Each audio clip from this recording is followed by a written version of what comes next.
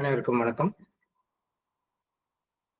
லாலாஜி மகராஜின் படைப்புகளின் முழு தொகுப்பு பாகம் 3 1924 ஆண்டு முதல் 1931 ஆண்டு வரை லாலாஜி மகராஜ் அவருடைய சீடர்களுக்கு எழுதிய கடிதங்களிலிருந்து சில முக்கியமான கடிதங்களை தொகுத்து இந்த நூல் வெளியிடப்பட்டிருக்கிறது. இன்னைக்கு நம்ம 10வது கடிதத்தை படிக்க போறோம். இது புத்தகத்துல 34வது பக்கம். இந்த கடிதம் எழுதப்பட்ட நாள் 1927 டிசம்பர் 23. அன்பு சகோதரரே, ஆசிகள். இது பாபு மதன் மோகன் லாலுக்கு அவர் நேராவே எழுதுற கடிதம். ஏன்னா நேற்று படித்த கடிதத்துல இன்னொருவருக்கு எழுதி பாபு மதன் மோகன் லாலுக்கு இந்த அறிவுரைகளை சொல்லுங்கன்னு சொல்லியிருந்தாரு. அதுக்கப்புறம் ஒரு 20 நாள் 15 நாள் கழிச்சு அவர் நேரடியா மதன் மோகன்லாலுக்கு எழுதியிருக்கார். அன்பு சகோதரரே, ஆசிகள். மேல்முறையீடு செய்வதற்கான மனுவை தயாரித்து விட்டீர்கள் என்று நம்புகின்றேன். குறிப்பாக இப்போதுள்ள பணியை எந்த அளவு வேதனையுடனும் மனக்கசப்புடனும் நீங்கள் செய்து கொண்டிருப்பீர்கள் என்பதை என்னால் உணர முடிகிறது. உங்களுடைய எந்த ஒரு கடிதமுமே புகார் இல்லாமல் இல்லை. அதனால் ஏற்பட்ட விளைவு என்று இதை கருத முடியாவிட்டாலும் உலகம் எவ்வாறு நடந்து கொள்கிறது என்பதை ஒருவர் உன்னிப்பாக கவனிக்க வேண்டும். எந்தெந்த மட்டங்களில் எத்தனை விதமான வழிகளில் இப்படியான விஷயங்களும் சம்பவங்களும் நடக்கின்றன மற்றும் மனிதர்களையும் அவர்களது வாழ்க்கையையும் பாதிக்கின்றன என்பது நமக்கு தெரியாது. இதற்கு பின்னால் ஏதேனும் நன்மை இருக்குமா என்பதும் நமக்கு தெரியாது. ஏற்றுக்கொள்ளுதல் என்றால் நம்முடைய நேரம் எப்படி இருந்தாலும் நிகழ்வதை அமைதியாக கடந்து செல்ல அனுமதிப்பதே ஆகும். அவர் என்ன செய்கிறார், என்ன நடக்கிறது என்பதை பார்ப்போம். எனது ஓய்வூதியத்திற்கான ஆணை பிறப்பிக்கப்பட்டு விட்டது. ஜூன் 30ஆம் தேதி நான் வேலையில் இருந்து ஓய்வு பெறுவேன். இன்று ரகுவர் தயாள் வந்துள்ளார். நாளை கான்பூர் திரும்புவார். வெளியூரில் இருந்து சிலர் வர இருப்பதால் நான் வெளியே செல்ல இயலாது. அனைவருக்கும் என் வணக்கங்களும் ஆசிகளும். உங்கள் பக்தன் ராம்சந்திர பதேகர், 23 டிசம்பர் 1927. இந்த கடிதத்தை பார்க்கும்பொழுது இதுக்குள்ளார ஒரு சில 2 முக்கியமான விஷயங்கள் அவர் சொல்றார். கோடிட்டு காட்டுறார். அதுவும் என்ன கோடிட்டு காட்டுறாரு அப்படின்னா, முதல்ல நான் உங்களை புரிஞ்சுக்கிறேன் அப்படிங்கிறத சொல்றார். அதாவது ஒரு பணியிடத்துல பிரச்சனை வந்து விட்டால் நமக்கும் அதிகாரிக்குமோ நமக்கும் அங்க இருக்கிற 2-3 பேருக்குமோ ஒத்து போகல அப்படின்னா ஒரு நாளும் அந்த நம்ம ஒர்க் பண்ற இடம் நமக்கு நரகமாக தோன்றும். இது நிறைய பேரு அனுபவிச்சுக்கிட்டே தான் இருப்பீங்க, அல்ல அனுபவிச்சிருப்பீங்க. ஒரு காலகட்டத்தில் ஒரு ஆபீஸ்ல ஒரு 2-3 பேரோட தகராறு வந்துருச்சு, அல்லது பக்கத்து சீட்டுக்காரருடைய ஒரு தகராறுன்னு வச்சுங்களேன். அதுக்கப்புறம் நமக்கு அது ஒரு பெரிய ஒரு முள்ளு மேல இருக்கிற மாதிரிதான். எந்த நேரமும் அவர் எது பேசிட்டு இருந்தாலும் நம்மளை பத்தி பேசுறாரோ, இல்ல நம்மளுடைய ரெக்கார்டு எதாவது எடுத்து ஒளிய வச்சிருவாரோ, இல்ல நம்ம எழுதி அனுப்புறத கவனிக்காம தூக்கி போட்டுருவாரோ, அவரு சும்மா அது இயல்பா லேட்டானா கூட வேணும்னே லேட் பண்றாருனோ, ஒண்ணும் நமக்கு வித்தியாசமாக தோன்ற ஆரம்பிக்கும். அதுவே அப்படின்னா நம்ம வேலை பார்க்குற ஆபீஸ்ல ப்ரமோட் பண்ணி ஏற்கனவே நம்ம இருந்த சீட்ல வேற ஒருத்தரை உட்கார வச்சு நம்மள அவருக்கு ரொம்ப கீழே இருக்கிற ஒரு பதவியில உட்கார வச்சு நம்மள வேலை செய்ய சொன்னா எப்படி இருக்கும்? அப்படிப்பட்ட ஒரு நிலைமை தான் மதன் மோகன் லாலுக்கும் ஏற்பட்டிருக்கு. ரொம்பவும் ஒரு அடிப்படை பணிக்கு அவரை மாட்டி இருக்கிறாங்க அப்படிங்கிறது தான். அதனால லாலாஜி மகராஜ் அதை ரொம்பவும் ஒரு ஆறுதலாக அதை சொல்றார். இப்போதுள்ள பணியை எந்த அளவுக்கு வேதனையோடும் மனக்கசப்போடும் நீங்கள் செய்து கொண்டிருப்பீர்கள் என்பதை என்னால் உணர முடிகிறது. ஆனா அதுக்கான ரீசன் என்ன அப்படிங்கிறத ரொம்ப அழகா சொல்லியிருக்காரு. என்னன்னா, உங்களுடைய எந்த ஒரு கடிதமுமே புகார் இல்லாமல் இல்லை. அதனால் ஏற்பட்ட விளைவு என்று இதை கருத முடியாவிட்டாலும் அப்படின்னு மேலோட்டமா சொல்லியிருக்காரு. ஆனால் அதனால் ஏற்பட்ட விளைவுதான் என்பதை சுட்டி காட்டியிருக்காரு. உலகம் எவ்வாறு நடந்து கொள்கிறது என்பதை ஒருவர் உன்னிப்பாக கவனிக்க வேண்டும். நீங்க கிளீனா எல்லாத்தையும் அப்சர்வ் பண்ணுங்க, கம்ப்ளைண்ட் பண்ணாதீங்க. இது இந்த கடிதம் எழுதப்பட்டது 1927. இதுக்கப்புறம் 17 வருஷம் கழிச்சு 1944ல லாலாஜி ஒளி உலகத்துல இருந்து செய்திகள் வழங்கும் பொழுதும் பாபு மதன் மோகன்லால்கிட்ட இந்த கம்ப்ளைண்டிங் நேச்சர் போல. அவரு ஒளி உலகிலிருந்து லாலாஜி பேசிக்கிட்டு இருக்கப்ப கூட திரும்பியும் லாலாஜி கிட்ட இவர் புகார் பண்றார் மதன் மோகன்லால். நீங்க பாபுஜிக்கு மட்டும்தான் எல்லாம் செய்றீங்க, எனக்கு செய்யறது இல்ல. அவரோட மட்டும் உள்புக தொடர்பு கொள்றீங்க, என்னோட தொடர்பு கொள்றது இல்ல. அவருக்கு மட்டும் முக்கியமான ஆன்மீக நிலைகளை எல்லாம் கொடுக்குறீங்க, எனக்கு கொடுக்கறது இல்ல அப்படின்னு. அங்கேயும் நீங்க 1944 விஸ்பர்ஸ் ஃபர்ஸ்ட் வால்யூம் நம்மளோட வீடியோல இருக்கும், நீங்க எடுத்து பாத்தீங்கன்னா கூட தெரியும். லாலாஜி திரும்பி அங்கேயும் திட்டுவார், உங்களுடைய இந்த குறை சொல்லும் மனோபாவத்திலிருந்து நீங்கள் எப்போது விடுபட போகிறீர்கள் அப்படின்னு. புகார் அளிப்பதும் குறை சொல்வதும் ஒரு ஒரு மோசமான மனோபாவம். அது மற்றவங்களை ஒன்றும் பண்ணாது, நம்மை திருப்பிக் கொள்ளும். அதுதான் ரொம்ப முக்கியம். அது லாலாஜி இந்த இடத்துல நல்லாவே சுட்டி காட்டுறாரு. எந்த ஒரு உங்களுடைய கடிதமும் புகார் இல்லாமல் இல்லை, அதனால் ஏற்பட்ட விளைவுதான் இது. அடுத்தவங்களை கம்ப்ளைண்ட் பண்ணிட்டே இருக்கிறீங்க, கம்ப்ளைனிங் நேச்சரா நீங்க இருக்கிறீங்க, எப்பொழுதும் அடுத்தவங்களை புகார் சொல்றீங்க, அல்லது சூழ்நிலையை குறை சொல்றீங்க, அல்லது மற்றவர்கள் அனைவரும் மட்டமானவர்களும் சொல்றீங்க. இப்படி நீங்க போயிட்டே இருக்கிறீங்க அப்படின்னா இந்த எஃபெக்ட் யார் மேல வரும்னா உங்க மேல வரும். ஏன்னா நீங்கள் எதை பார்க்கிறீர்களோ, எதை சொல்கிறீர்களோ, எதை சிந்திக்கிறீர்களோ அதை சார்ந்த சூழ்நிலைகள் உங்களை நோக்கி வரும். நம்ம சாஸ்திரங்கள் எல்லாம் சொல்லுவாங்க, நிலைப்படியில 2 பேர் இருப்பாங்க, இந்த 2 வாஸ்து தேவர்களும் என்ன பண்ணுவாங்க, நீங்க எது சொன்னாலும் ததாஸ்து, அது அப்படியே நடக்கட்டும் அப்படியே நடக்கட்டும்னு அருள் செய்து கொண்டிருப்பாங்க. அதனால நெகட்டிவான எண்ணங்களை வச்சுக்காதீங்க அப்படின்னு சொல்லுவாங்க. அது உண்மையோ பொய்யோ, ஆனா எது உண்மை அப்படின்னா, கம்ப்ளைனிங் நேச்சர் உங்கள்கிட்ட இருந்தால், பிளேமிங் நேச்சர் இருந்தால், அதனுடைய விளைவு எப்படி இருக்குன்னா, உங்களுடைய அலுவலகங்கள்ல, உங்களுடைய வீடுகள்ல நீங்கள் மிகுந்த மன வேதனையையும் மன கசப்பையும் அடைகின்ற ஒரு சூழ்நிலையை அடிக்கடி சந்திப்பவர்களாக மாறி இருப்பீர்கள். காரணம் என்ன அப்படின்னா, நீங்க உங்க பார்வையில உலகத்தை பார்த்து அது சரியில்லை இது சரியில்லைங்கிறீங்களே தவிர, உலகம் எவ்வாறு நடந்து கொள்கிறது என்பதை கூர்ந்து கவனிக்க தவறி விடுகிறீர்கள்.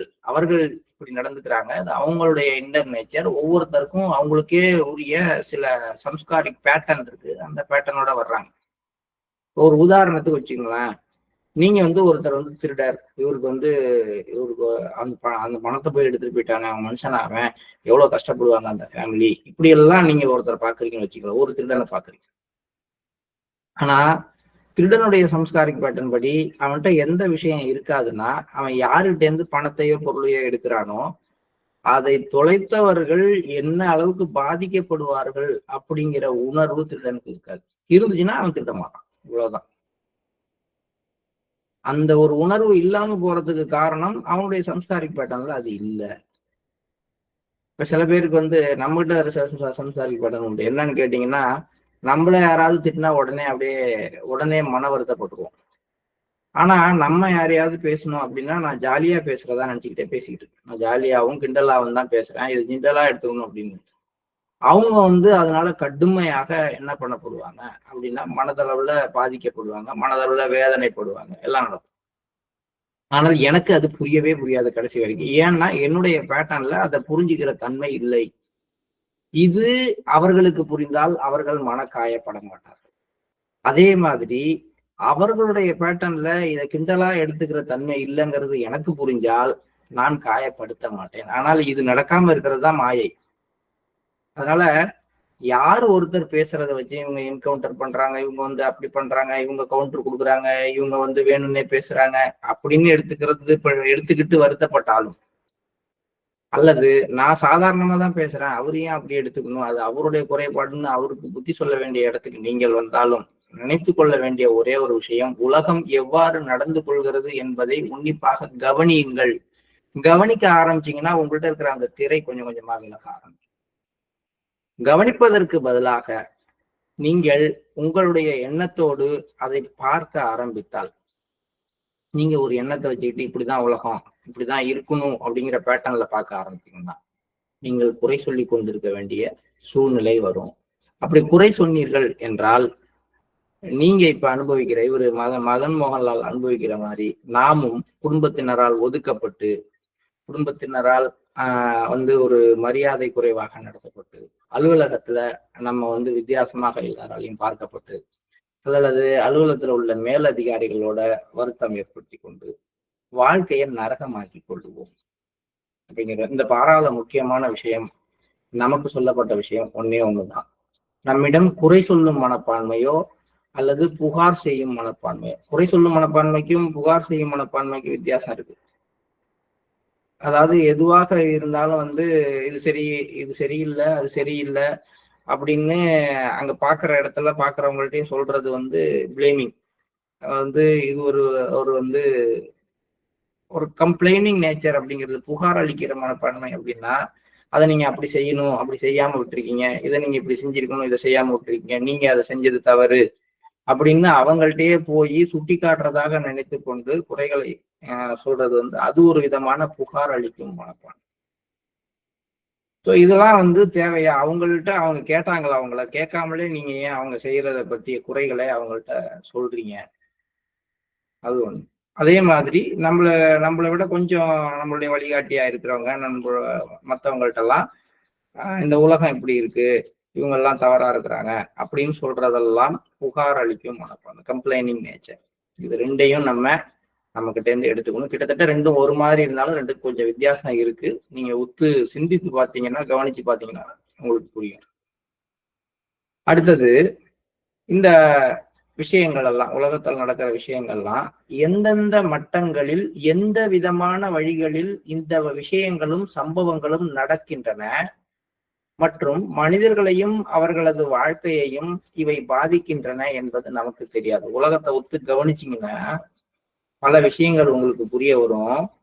ஏன் இதெல்லாம் நடக்குது, ஏன் சில பேர் தவறா நடந்துக்கிறாங்க, ஏன் நீங்க நினைச்ச மாதிரி உலகம் பர்ஃபெக்டா இல்லை, அல்லது ஏன் நீங்கள் காயப்படுத்தப்படுகிறீர்கள், இதுக்கெல்லாம் எந்தெந்த காரணங்கள் இருக்கிறது, எந்த லெவல்ல இந்த ஒர்க்லாம் நடக்குது, எந்த மாதிரியான வேஸ் அண்ட் மீன்ஸ், என்ன மாதிரியான வழிகள்ல இந்த சம்பவங்கள் நடப்பதற்கான சூழ்நிலைகள் உருவாக்கப்படுகின்றன, இந்த சம்பவங்கள் ஒவ்வொரு மனிதரையும் அவர்களது வாழ்க்கையையும் எப்படி பாதிக்கின்றன என்பதை ஒருவரால் புரிந்து கொள்ளவே முடியாது. அதுதான் ஏன் அப்படின்னா, இதுக்கும் நம்ம ஒரு உதாரணம் எடுத்துக்கோமே. ஒருவர் அவமானப்படுத்தப்படுகிறார்னு வச்சுக்கோங்க. 10 பேருக்கு முன்னாடி உங்களால அவமானப்படுத்துகிறார். இது ஒரு சம்பவம். இந்த அவமானப்படுத்தப்படுபவர் இந்த விஷயங்களை எப்படி எடுத்துக்கொண்டு அதனால் எப்படி பாதிக்கப்படுகிறார் அப்படிங்கிறத நீங்க முடிவே பண்ண முடியாது. நீங்க ரொம்ப கோபமா எல்லாருக்கும் முன்னாடி அவமானப்படுத்துறாங்க பேசிக்கலாம், அவரு அதை திருப்பி கிண்டல் அடிச்சுட்டு போயிட்டே இருக்கலாம். இது இப்படியும் நடந்திருக்கலாம். நீங்க நினைச்சு செய்யறது அப்படியே நடக்கணும்னு இல்லை. அல்லது ரொம்ப சாதாரணமா நீங்க அது அவமானம்னு நீங்க நினைக்காம, என்னங்க இந்த இடத்துல இந்த மாதிரி பண்ணிட்டீங்களா, இது மாதிரியா பண்றது அப்படின்னு நீங்க சாதாரணமா சொன்ன விஷயத்தினால மனசு காயப்பட்டு வருத்தப்பட்டு உங்களை திரும்பியே பார்க்காத அளவுக்கு உங்களோட குரோதத்தை ஏற்படுத்திக்கிட்டு போகலாம். இதே இன்னொரு ஆளு ரொம்ப சென்சிட்டிவா போய் மிஷனை விட்டு கூட போயிடலாம், உங்களோட நீங்க இருக்கிற அந்த அமைப்பை விட்டே போயிடலாம். இன்னொரு ஆளு தற்கொலையே பண்ணிக்கலாம். இன்னொரு ஆளு அவமானம் தாங்காம திரும்பி உங்களை அங்கேயே அடிச்சு விடலாம். இதுல எது நடக்கும்னு நீங்க நினைக்கிறீங்க? தெரியாது. ஏன்னா நடக்கின்ற சம்பவங்கள் எந்த லெவல்ல இருந்து ஒர்க் பண்ணுது. நீங்க ஒரு கல்லை போட்டுப்பீங்க சார், நீங்க போட்டது உங்க உயரத்துல இருந்து கரெக்ட், சாதாரண கல், உங்க காலில் உள்ள வலிக்காது, இன்னும் குட்டியோண்டு கல். ஆனா இப்ப இந்த லெவல உங்களையும் ஒரு எறும்பையும் கணக்கு பண்றோம்னு வச்சுக்கோங்களேன். நீங்க போட்ட கல்லுக்கு அந்த எறும்பு மேல போட்டதுன்னா அதோடைய வெயிட் என்ன, அதோட ஹைட் என்ன, அதால தாங்க முடியுமா? முடியாது. அததான் சொல்றோம். அது மாதிரி நம்ம வாயிலிருந்து வருகின்ற வார்த்தைகள், நம்மளுடைய நடத்தைகள் எந்த லெவல்ல இருந்து ஒர்க் பண்ணுதுங்கிறது நமக்கு தெரியாது. அதை யாரு ரிசீவ் பண்றாங்களோ அவங்க நம்மளோட ஹைட்டனா இருக்காங்களா, நமக்கு ஈக்குவலா இருக்காங்களா, நம்மளோட கீழே இருந்து அதை ரிசீவ் பண்றாங்களான்னு நமக்கு தெரியாது. ஏன்னா அந்த அளவுக்கு இன்னும் உலகத்தை புரிஞ்சுக்கிற அளவுக்கு நம்ம ரெடியா இல்ல. அந்த அளவுக்கு நம்முடைய மட்டங்கள் ஓப்பன் ஆகுது, நம்முடைய லெவல்ஸ். அதனால பாலாஜி அழகா சொல்றாரு, உலகத்தை உன்னிப்பாக கவனியுங்கள், உலகத்தை சுற்றி நடக்கிற விஷயங்களை பாருங்கள், அவை எந்தெந்த மட்டங்களில் எத்தனை விதமான வழிகளில் இந்த விஷயங்களும் சம்பவங்களும் நடக்கின்றன அப்படிங்கிறதும் நமக்கு புரியாது. அந்த மாதிரி நடக்கிற ஒவ்வொரு சம்பவமும் அதை அனுபவிக்கின்ற மனிதர்களிடம் எந்த மாதிரியான பாதிப்புகளை ஏற்படுத்துகின்றன என்பதையும் நம்மளால புரிந்து கொள்ள முடியாது. வெளிவந்தாதான் தெரியும். இதற்கு பின்னால் அந்த மாதிரி ஒரு விஷயம் நடக்குது, ஒருத்தருக்குள்ளார ஒரு பிரச்சனை நடந்து, இல்ல ஒரு சம்பவம் நடந்து, அது ஒரு சில பேர்கிட்ட ஒரு கிளர்ச்சியான மனப்பான்மையை ஏற்படுத்துது, ஒரு சில பேர்கிட்ட ஒரு வருத்தமான மனப்பான்மையை ஏற்படுத்துதுன்னா, அல்லது உங்களுக்கு ஏதாவது பாதிப்பை ஏற்படுத்துதுன்னா, அது உண்மையிலேயே நல்லதா கெட்டதாங்கிறதும் நமக்கு தெரியாது. ஏன்னா அதுக்கு பின்னாடி என்ன நடக்க போகுது யாருக்கும் தெரியாது. இயற்கை அதை மறைத்து வைத்திருக்கிறது. அப்ப இந்த கண்டிஷன்ல இதுக்கு மருந்து தான் சார் என்ன, இவ்வளவுலாம் அது புரியுது, நீங்க சொல்றதெல்லாம் புரியுது. நம்மளால எதையும் நம்மள்ட்ட குறை சொல்ற மனப்பான்மை இருக்கக்கூடாது, நம்மள்ட்ட புகார் செய்யும் மனப்பான்மை இருக்கக்கூடாது. நம்ம செய்யற வேலைகளோ மற்றவர்கள் செய்யற வேலைகளோ பல்வேறு மட்டங்கள்ல நம்ம மேலையும் அடுத்தவங்க மேலையும் நம்ம எதிர்பாராத பாதிப்புகளை ஏற்படுத்துது. அதனால நல்லது நடக்க போதா கெட்டது நடக்க போதா எதுவுமே தெரியாது. இதுதான் சார் நம்ம நிலைமைன்னு புரிஞ்சிருச்சு. அப்ப என்னதான் செய்யறது? அழகா சொல்றாரு, ஏற்றுக்கொள்ளுங்கள். எது நடக்கிறதோ தானாக நிகழ்கின்ற விஷயங்களை கொஞ்சம் கூட எதிர்ப்புணர்வு காட்டாமல், அல்லது அந்த எதிர்ப்புணர்வு வந்தாலும் கொஞ்சம் சகிப்புத்தன்மையோட அதை ஏற்றுக்கொள்ளுங்கள்.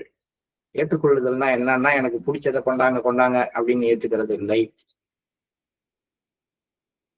நம்முடைய நேரம் எப்படி இருந்தாலும் நம்மை சுற்றி நிகழ்வதை நம்மோடு அமைதியாக கடந்து செல்ல அனுமதிப்பதே ஏற்றுக்கொள்வதாம். நம்முடைய நேரம் எப்படி இருக்குங்கிறத பத்தி பிரச்சனையே கிடையாது. இதுக்கும் ஒரு எடுத்துக்காட்டு அலுவலகத்துல சொல்றேன். நீங்க தினமும் கரெக்டா 5 மணிக்கு போகிற ஆள் கிடையாது. ஆபீஸ் முடிஞ்சு 6 மணி வரைக்கும் ஒர்க் பண்ற ஆளா இருப்பீங்க. Your boss will also know it. ஆனால் உங்களுக்கு ரொம்ப ஒரு முக்கியமான வேலை, அல்லது ஒரு முக்கியமான ஃபங்க்ஷன், அல்லது உங்க உறவினருக்கு உடல்நிலை சரியில்லை, மருத்துவமனைக்கு கூட்டிட்டு போகணும், ஏதோ ஒரு முக்கியமான வேலையா ஒரு நாள் கிளம்ப போறப்ப, அன்னைக்குதான் நீங்க கரெக்டா கிளம்புவீங்க அலுவலகம் முடிஞ்சோடனே. அன்னைக்கு பார்த்து உங்களை கூப்பிட்டு, நீங்க தான் எப்பயும் போற ஆளாச்சே, எப்பயும் எந்திரிச்சு தானே போவீங்க, இன்னைக்கு ரொம்ப முக்கியமான வேலை, இதை எப்படியா முடிச்சு கொடுத்துட்டு போங்க, நீங்க எப்பயும் ரெகுலரா இருப்பீங்கிற நம்பிக்கையில தான் நான் இருக்கேன்னு சொன்னாருன்னா எப்படி இருக்கும்? போகலன்னு கோச்சிக்கிட்டா எப்படி இருக்கும்? இந்த வருத்தத்துல என்ன வேணாலும் நீங்க பண்ணலாம். இல்ல சார் முடியாது, நீங்க என்ன வேணாலும் செஞ்சீங்க, நான் கிளம்புறேன்னு கிளம்பலாம். அல்லது என்ன சூழ்நிலையோ இந்த மாதிரி நேரத்துல இந்த மாதிரி கொடுக்குறாருன்னு சொல்லி பார்க்கலாம். சொல்லியும் கேட்கல, செஞ்சுதான் அவனும் கட்டாயப்படுத்தினா செஞ்சுட்டு கூட போகலாம். உங்களுடைய விளைவு என்ன அப்படிங்கிறது தெரியாது. ஆனால் ஏற்றுக்கொள்ளுதல்னா என்னன்னா, மாஸ்டர் இந்த நேரத்துல இந்த சூழ்நிலையை ஏற்படுத்திட்டாரு, இந்த நேரத்துல இப்படி நடக்கிறது தப்பு ரைட்டு அப்படின்னு நீங்க ஜட்ஜ் பண்ணாம அந்த சூழ்நிலையை முதலில் ஏற்றுக்கொள்ளுங்கள். உங்களுக்கான சீட்டு இன்னொருத்தருக்காக வழங்கப்படும் பொழுது, உங்களுக்கான பிரியாரிட்டி இன்னொருத்தருக்கு ஷிஃப்ட் பண்ணப்படும் பொழுது, இங்கெல்லாம் எங்களால் ஏற்றுக்கொள்ளவே முடியாது. அல்லது உங்களுக்கான அங்கீகாரம் உங்களுக்கு கிடைக்காமல் போகும் பொழுது, நீங்கள் செய்யாத தவறுக்காக நீங்கள் திட்டப்படும் பொழுது, அல்லது குற்றம் சுமத்தப்படும் பொழுதெல்லாம் உங்களால ஏற்றுக்கொள்ள முடியுமா? ஒண்ணுக்கும் என்னால சின்ன சின்னதா குட்டி குட்டியா விளக்க சொல்ல முடியும். ஆனா திரும்பி 5 மணில இருந்து 5:30 இதெல்லாம் முடிக்க முடியாது. அதனால இதெல்லாம் நீங்களே சிந்திச்சு பார்த்தா தெரியும். நான் சொல்ற அந்த சூழ்நிலைகள் எல்லாம் நம்மளால ஏற்றுக்கொள்ள முடியாது. அதனால ஏற்றுக்கொள்ளுதல் அப்படிங்கிறது நம்ம எல்லா விதத்திலையும் கரெக்டா இருந்து எதிர்த்தாப்புல எதுவும் நடக்காம இருக்கும் பொழுது கூட, நம்முடைய நேரம் எப்படி இருந்தாலும் கூட நிகழ்வதை அமைதியாக கடந்து செல்ல அனுமதிப்பதாகும். எனக்கு டைம் இருக்கு, நான் எவ்வளவு நேரம் ஆனாலும் கியூல வெயிட் பண்ணலாம். அந்த நேரத்துல கியூல 2 பேர் உள்ளர போடுறான், இல்ல கியூ அனுப்புறவன் வேற 2 பேரை முன்னாடி அனுப்புறான் அப்படின்னா அதை ஏத்துக்கிறது பெரிய விஷயம் கிடையாது. அப்ப நம்முடைய நேரம் அக்செப்டபிளா இருக்கு. ஆனா இன்னும் 5 நிமிஷம் தான் இருக்கு, இன்னும் 10 நிமிஷம் தான் இருக்குதோ, நான் தான் அடுத்த ஆளு, நான் உள்ள போயிட்டு உடனே எப்படி இந்த பஸ்ஸை பிடிச்சிடலாம் அப்படின்லாம் நான் பிளான் பண்ணிட்டு இருக்கிற ஒரு இடத்துல அந்த 5 நிமிஷத்தை திங்கிற மாதிரி 2 பேரை உள்ளார கொண்டாந்து ஒருத்தன் திணிக்கிறான். அல்லது உங்களுக்கு முன்னாடி இருக்கக்கூடிய அந்த கண்ட்ரோலர் உங்களை நிறுத்திட்டு ஏதோ ஒரு காரணத்துக்காக அவர் அனுப்புறாருங்க, இப்ப உங்களால ஏத்துக்க முடியுமா? என்னால ஏத்துக்க முடியுமா? அதுதான் நேரங்கிறது. அந்த மாதிரி நிறைய நேரங்கள்ல நம்மகிட்ட ஏற்றுக்கொள்ளும் மனப்பான்மையில இருக்கும். ஆனா அதை சோதிக்கிற மாதிரி ஒரு நிலை, எவ்வளவு அடிச்சாலும் தாங்குவான் அப்படிங்கிற மாதிரி ஒரு நிலைமைக்கு போகும் பொழுது நாம அப்படியே சீருவோம். ஆனால் ஏற்றுக்கொள்ளுதல்ங்கிறது அந்த இடத்துலதான் வெளிப்படணும்னு சொல்றாரு. ஏற்றுக்கொள்ளுதல் என்பது நம்முடைய நேரம் எப்படி இருந்தாலும் நிகழ்வதை அமைதியாக கடந்து செல்ல அனுமதிப்பதாகும். அப்ப அந்த இடத்துல கட்டாயம் அந்த மாதிரி ஏதாவது நடந்ததுன்னா நான் அந்த பஸ்ஸை பிடிக்க முடியாது, அந்த ட்ரெயினை பிடிக்க முடியாது அப்படின்னா நிகழ்வதை அனுமதிங்க, அப்படியே ஏற்றுக்கொள்ளுங்கள். எனக்கு நான் ஒரு ஒரு டிரைவிங்ல கொஞ்சம் கொஞ்சம் ஃபாஸ்டா வண்டி ஓட்டக்கூடிய ஆளு. முன்னாடி போற வண்டி எப்பயுமே வேகமா ஓவர்டேக் பண்ணி போவேன். இது அது ஒரு நேச்சர்ல இருக்குன்னு வச்சுக்கோங்க, போவேன். ஆனா எனக்கு இது மாதிரி படிக்கும் பொழுது ஒரு விஷயம் புரிய ஆரம்பிச்சுது. அதுக்கு முன்னாடிலாம் எப்படின்னா, முன்னாடி ஒருத்தன் சைடு கொடுக்காம போறான், அவனும் ஸ்லோவா போயிட்டு இருக்கான், நம்மளையும் விடல அப்படின்னா ஹார்ன் அடிக்கிறது, ஒரு மனத்துல ஒரு இரிட்டேஷன் வர்றது, அதெல்லாம் இருந்துச்சு. இப்ப எப்படி அது மாறி போச்சு, மாஸ்டர் மாத்திருக்காரு அப்படின்னா, ஒரு குறிப்பிட்ட இடத்துல நம்ம போயிட்டு இருக்கோம், முன்னாடி ஒரு பஸ்ஸோ ஒரு லாரியோ போறாங்க, ஹாரன் கொடுக்குறோம், அவரால் ஒதுங்க முடியும் ஆனா ஒதுங்கல, போயிட்டு இருக்காரு. திரும்பி ஹாரன் கொடுக்குறோம், திரும்பியும் அவர் அப்படியே போறாரு. திரும்பியும் கொஞ்சம் தூரம் கழிச்சு சைடு கேட்குறோம், கொடுக்கல, போறாருன்னா ஆஃப்டர் 3 times நான் என்ன ஏத்துக்கிறேன் அப்படின்னா, மாஸ்டர் இந்த இடத்துல நம்மள ஃபாலோ பண்ண சொல்றாரு. இந்த இடத்துல நம்ம ஸ்லோவா போறது, இந்த இடத்துல முன்னாடி மாஸ்டர் தான் அந்த தடையை ஏற்படுத்துறாரு அப்படின்னு நான் உணர ஆரம்பிச்சிருக்கேன். அதாவது இது என்ன சமாதானப்படுத்திக்கல, ஆக்சுவலா அந்த இடத்துல என்னுடைய அந்த டிராவலிங் டைமிங் சேஞ்ச் பண்ணப்படுது with the grace of my master அப்படின்னு நான் புரிஞ்சுக்க ஆரம்பிக்கிறேன். இது ஒரு சிறு ஏற்றுக்கொள்ளுதல் அப்படிங்கிற தன்மை அப்படின்னு தான் நான் புரிஞ்சுக்கிறேன். என்னுடைய மனசுக்கு மாஸ்டர் கொடுத்துருக்கிற ஒரு தன்மை. இது டிரைவிங்ல ஒரு சேஃப்டி ப்ரிகாஷனா எனக்கு அமையுது. ஸோ நீ இந்த வேகத்துல போகாம இன்னும் கொஞ்சம் குறைஞ்சினா, இன்னும் கொஞ்சம் தூரம் கழிச்சு அந்த ஒரு சைடு வாங்கி போற அப்படின்னா, இந்த 5 minutes டிஃபரன்ஸ் யாரோ ஒருத்தவங்க குறுக்க வர்றதை எங்கேயோ தடுக்கலாம், ஏதோ ஒரு டோல்ல வெயிட் பண்றத மாத்தி விடலாம். இதெல்லாம் நீங்க டிரைவ் பண்றவங்களுக்கு தெரியும். ஒரு ரெண்டு நிமிஷம் கேப்ல என்ன வேணாலும் நடக்கும். இப்ப நம்ம போயிட்டு இருக்கோம், ஒரு 2 நிமிஷம் முன்னாடி போனோம்னு வச்சுக்கலாம், ஒரு டோல்ல 2 கார் இருக்குன்னு நினைச்சிட்டு அது உள்ளார போயிடுவோம், பூத்துக்குள்ளார. ஆனா அந்த 2 கார்ல ஒரு கார் கடைசியா ஃபாஸ்டேக் கட்டாம நின்றுகிட்டே இருக்கும். அதுக்கு பின்னாடி நின்று 15 நிமிஷம் கழிச்சு போற மாதிரி இருக்கும். இன்னொரு பக்கம் அதே 2 நிமிஷம் லேட்டா போகும் பொழுது இன்னொரு டோல் எம்டி ஆகி உங்களை வரவேற்கிறதுக்கு காத்துக்கிட்டு. இந்த 2 நிமிஷம் அப்ப லேட்டானது நல்லதா கெட்டதான்னா டோலை கிராஸ் பண்ணதுக்கு அப்புறம் தான் நமக்கு தெரியும். லேட் ஆகாம போயிருந்தா என்ன நடந்திருக்குங்கிறதும் நமக்கு புரிஞ்சாதான் தெரியும். இத்தனையும் புரிஞ்சிக்க முடியுமா? புரிஞ்சுக்கிட்டா நம்ம பகவான் ஸ்ரீகிருஷ்ணர் ஆயிடும். அதனால மனித மட்டத்துல இதற்கான ஒரே ஒரு வசதி என்ன ஒரு வாய்ப்பு இருக்கு அப்படி என்றால் ஏற்றுக்கொள்ளுதல். எப்படி என்றால், நம்முடைய நேரம் எப்படி இருந்தாலும் நமக்கு என்ன நிகழ்கிறதோ அதை அப்படியே நம் இதயத்தின் வழியாக கடந்து செல்ல அனுமதித்தல். அப்படி நாம செய்தால், அதாவது இது பாபு மதன் மோகன்லால் சொல்றாரு, அது மாதிரி நீங்கள் ஏற்றுக்கொண்டால், இயல்பாக இந்த நிகழ்வுகள் உங்களை கடந்து செல்ல அனுமதித்தால், அவர் என்ன செய்ய வேண்டுமோ அதை செய்வார். அப்ப அவர் என்ன செய்யறாருங்கிறத உங்கள்கிட்ட சொல்ல மாட்டார், ஆனால் அதனுடைய விளைவுகளை நீங்கள் பார்க்க தொடங்கலாம். இது வரைக்கும் அவருக்கு கைடன்ஸ் கொடுத்துட்டு தன்னை பற்றிய சில விஷயங்களை சொல்றாரு. இதுல ஒரு வரலாற்று குறிப்பு நமக்கு இருக்கு. எனது ஓய்வு ஊதியத்திற்கான ஆணை பிறப்பிக்கப்பட்டு விட்டது. அப்ப லாலாஜி மகராஜ் ஒரு கவர்மெண்ட் ஆபீஸ்ல வேலை பார்க்கறாருங்கிறது இந்த வார்த்தையில புரிஞ்சுக்கலாம். லாலாஜி மகராஜ் 1928 தன்னுடைய வேலையில் இருந்து ஓய்வு பெற்றார் அப்படிங்கிறதையும் கூட இந்த கடிதம் நமக்கு வரலாற்று ரீதியாக சொல்லுகிறது. இன்று ரகுவர் தயாள் வந்துள்ளார். ரகுவர் தயாள் லாலாஜியோடைய தம்பி. அவர் கான்பூர்ல இருக்காரு. அவர் அப்ப கான்பூர்ல இருந்து பார்க்க வந்திருக்காரு. அவர் சொல்றாரு, இந்த கான்பூர்ல இருக்கக்கூடிய ரகுவர் தயாள் அவருடன் சேர்ந்த குழு தான் பின்னாடி பாபுஜி வாரிசாக ஆவதற்கு பல தடைகளை ஏற்படுத்தினார்கள். இது 1944 விஸ்பர்ஸ்ல நீங்க முதல் வால்யூம் படிக்கும் பொழுது இசட்டில் இருந்து அப்படிங்கிற வார்த்தையை யூஸ் பண்ணி அப்போ சொல்லியிருப்பாங்க. நம்ம இசட்டுங்கிற வார்த்தையை யூஸ் பண்ணியிருப்போம், சில இடத்துல கான்பூர்ங்கிற வார்த்தையும் யூஸ் பண்ணியிருப்போம். அது மாதிரி ஏடி அப்படின்ட்டு ஒருத்தர் பத்தி குறிப்பிட்டு இருப்பாங்க. அந்த ஏடிங்கிறவர் இந்த ரகுவர் தயாள் தான். அதனால இதுக்கும் 1944 விஸ்பர்ஸுக்கும் உள்ள கனெக்ஷன். ரகுவர் தயாள் ஒண்ணு, பாபு மதன் மோகன்லாலுடைய கம்ப்ளைனிங் நேச்சர் ஒன்று. இது ரெண்டும் நீங்க இந்த புத்தகத்திலையும் பார்க்கலாம், அந்த புத்தகத்தோடையும் தொடர்பு கொண்டுள்ளலாம். வெளியூரில் இருந்து சிலர் வர இருப்பதால் நான் வெளியே செல்ல இயலாது, எங்கேயும் போல, இங்கதான் இருக்க போறேன், ஃபத்தேகர்ல தான் அப்படிங்கிறத சொல்றாரு. அனைவருக்கும் என் வணக்கங்களும் ஆசைகளும். இதுல எனக்கு ரொம்ப ஒரு ஆச்சரியமான விஷயம், உங்கள் பக்தன் அப்படிங்கிற வார்த்தையை யூஸ் பண்ணியிருக்காரு. இது என்ன அர்த்தம்னு நானும் ரொம்ப நேரம் உட்கார்ந்து யோசனை பண்ணி பார்த்தா எனக்கு தெரியுது. யாருடைய பக்தன்? மதன் மோகன்லாலுக்கு லாலாஜி பக்தரா, அல்லது உங்கள் என்னைக்கும் உங்களுடைய விருப்பம் உள்ள கடவுளின் பக்தன் அப்படின்னு எடுத்துக்கிறதா ஒன்றும் புரியல. ஆனா இது வரைக்கும் வேற எந்த லெட்டர்லயும் இந்த வார்த்தை கிடையாது. உங்கள் பக்தன் அப்படிங்கிற வார்த்தையை யூஸ் பண்ணியிருக்காரு. ராம்சந்திர ஃபத்தேகர் 23 டிசம்பர் 1927.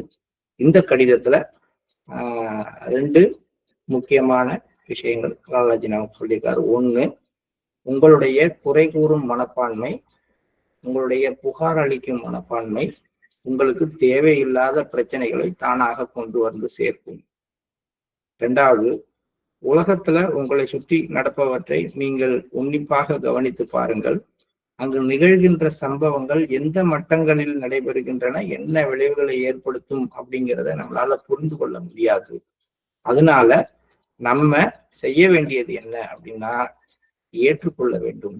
எது நடக்கிறதோ அதை ஏற்றுக்கொள்ள வேண்டும். அது மட்டும் பத்தாது, அதற்கு எதிர்வினை ஆற்றாமல் அமைதியாக அந்த நிகழ்வினுடைய தாக்கங்கள் நம் இதயத்தை கடந்து செல்ல நாம் அனுமதிக்க வேண்டும். கொந்தளிக்கிறது, குமுறுறது, துடிக்கிறது, விட்டனா பார் அப்படிங்கிறது இது ஒரு ரகம். இன்னொரு ரகம் குறுகி போறது, ஒதுங்கி போறது, எனக்கும் அதுக்கும் சம்பந்தம் இல்லை அப்படின்னு என்ன நானே தரம் தாழ்த்தி கொள்வது, இதெல்லாம் இன்னொரு விதம். இது எல்லாமே அமைதியாக அதை கடந்து செல்ல அனுமதிக்கின்ற மனநிலைகள் அல்ல. அமைதியாக கடந்து செல்ல அனுமதிக்கின்ற மனநிலைன்னா என்ன? ஆராய்ச்சி பண்ணுவோம். இன்னைக்கோ நாளைக்கோ இல்ல நேற்றைக்கோ நமக்குள்ளார நடந்த நிகழ்ச்சிகள் நமக்குள்ளார ஏதாவது வேதனையை, வருத்தத்தை, கோபத்தை எதையாவது ஏற்படுத்தியிருந்தால் அது இதயத்துல இருக்குதா, அதை நம்மளால எதிர்வினையாற்றாமல் அமைதியாக கடந்து செல்ல வைக்க முடியுமா அப்படின்னு முயற்சி பண்ணுவோம். லாலாஜி அது மாதிரி ஏதாவது சூழ்நிலைகளை கொடுத்தாருன்னா அது நமக்கு கிடைத்த ப்ராஜெக்ட். இன்னைக்கு நம்ம படிச்சிருக்கோம். இந்த விஷயத்தை செயல்முறையாக செய்து பார்க்கறதுக்காக தான் இது வந்திருக்கே தவிர தனிப்பட்ட மனிதர்களாலேயோ அல்லது தனிப்பட்ட சில எனக்கு எதிரான அநீதி இழைக்கப்பட்டதுனாலேயோ நடக்கல.